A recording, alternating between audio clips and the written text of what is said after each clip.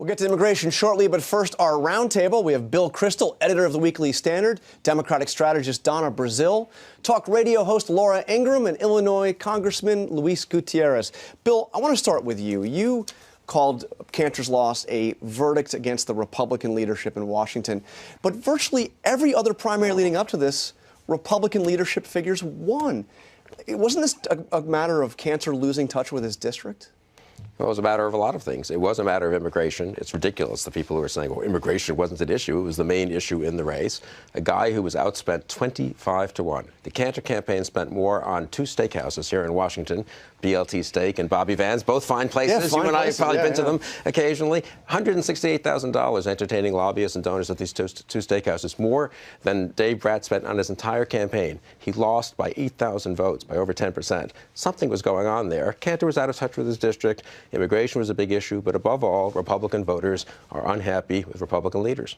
Laura, there are people in the Cantor camp that say it was your fault in large measure why this happened. You obviously went down there. You campaigned for his opponent. You used your talk radio show to attack Cantor. I want to have you listen to what Cantor just told me about one of your attacks on him. A suggestion that I should have been traded to the Taliban for Sergeant Bergdahl really is not a serious contribution to any public policy debate. And frankly, I don't think that it reflects on the people who self-identify as Tea Partiers.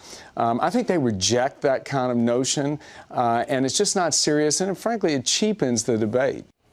Well, you know, Eric Cantor, I believe, wouldn't show up at the first Tea Party convention in his own state, which first set him on the wrong path of the Tea Party. I helped give a little bit of a platform to Dave Brat, but this was a win for grassroots activists on the ground in Virginia. Some Tea Party groups locally, national Tea Party groups didn't really do much in this race, didn't really help at all until the very end, a little training that went on. But this was an understanding on the part of the voters. I have a little flyer. This I don't know if the camera can get this. This is what was being circulated in the last several days of the campaign. This is a picture of Eric Cantor with Mark Zuckerberg of Facebook. We got 20 million people out of work. They want 20 million new foreign workers in the United States.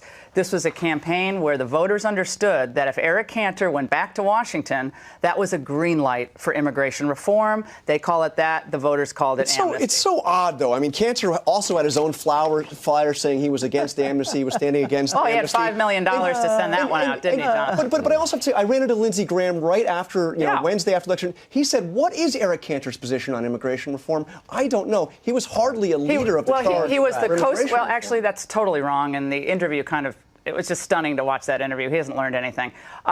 Eric Cantor he was the co-author of the House GOP Principles on Immigration Reform. Both the New York Times and the Washington Post said that captured the essence of what was in the Senate immigration bill. Luis Gutierrez and Eric Cantor were together in New York. Congressman Gutierrez, you have been certainly leading the charge for immigration reform. Was Eric Cantor on your side? I've never had a conversation with Eric Cantor about immigration.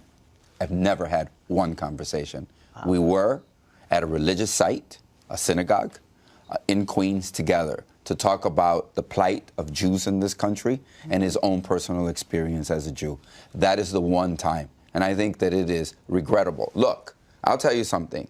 If you allow your opponents to say that immigration reform is amnesty, you're going to lose. Right. I am not for amnesty. I am for replacing the legal immigration system with a legal immigration system. Let me just suggest that night, those that want amnesty won that night because they have taken away from the table securing our borders, making sure we have a verification system in this country when somebody gets employed. And when we're watching what's happening in Iraq today, we need an even better system that has checks and balances about who's coming in and who's going out. So why can't we secure our borders? But Luis, why can't we secure our borders?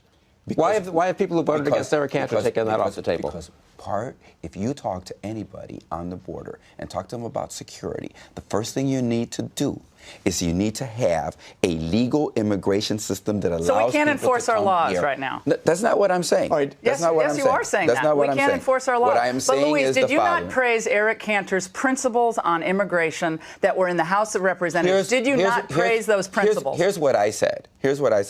I said, as a Democrat, we need to respect the fact that there is a Republican majority in the House of Representatives. And when they put forward those principles put forward by the Republican leadership, I said, I want to sit down at the table and have a reasonable... Donna, jump in here. Well, first of all, I was ready to stand in between Eric Cantor and Laura. Laura, I was ready to be, your he can't sister, take a joke about okay? the prisoner swap. He has no sense of humor. That's why he lost. Well, and let me tell you, this woman knows how to throw a punch. So, and I have to tell you, as somebody who was observing this race, like I'm trying to look at all of these primary races. Low turnout. You got to really go out there in these low turnout elections. Although there were a lot more than participated in most primaries, still Eric Cantor did not pay attention to his voters. He lost touch with them, and he spent the morning of Election Day. I mean, this is a very important time to be on the local news, not the national news, the local news at Starbucks. No, but he should have been at Krispy Kreme down in his district. He was out of touch. And the Tea Party is still highly caffeinated because the Tea Party is the energy inside the Republican Party. You ignore them, you ignore the base. Well, and that's a problem, and he ignored the base. I've got to also ask you, you ran a national presidential campaign. And we lost Tennessee. Yes. Hello? Okay, I know, but look at this.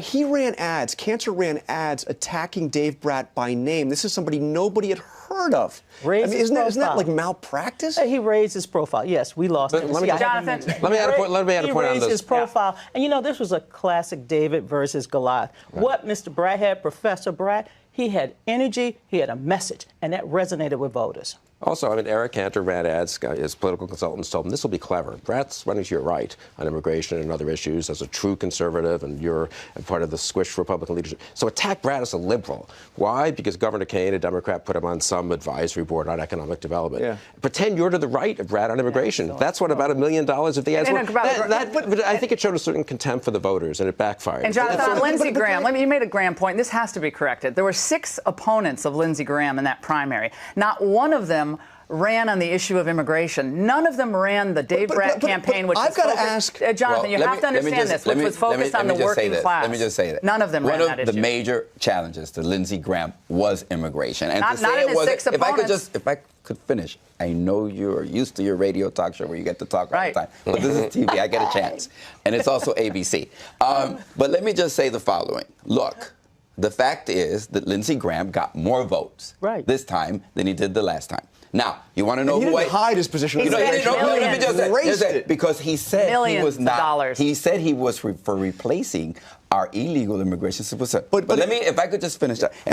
And what is essential to it is, I did have conversations with Lindsey Graham. I did support the Senate version of immigration reform, and he defended it before his voters, and his voters resoundingly re-elected. There are other reasons for the loss of Mr. Cantor. I want to ask what you accomplished here, though, you and those who pushed Cantor out. You now have arguably a more liberal or more moderate majority leader coming in Kevin McCarthy. And Brad has been elected. This is a PhD in economics who can't tell us his position on minimum wage. Well, what we know now is that the issue of immigration is a critical issue in American politics. It is. I'm not running the GOP. This was let me tell you something, Jonathan. If the results last week were that Eric Cantor won by 11 points, you would be doing this week saying green light to immigration reform. This race shows you the Tea Party's dead, talk radio's dead, immigration reform is dead. You wouldn't be picking out jokes at a rally and saying this got really personal. It would be Eric Cantor is going to be working with people like Luis Gutierrez to find common ground in immigration. We have to take a quick break.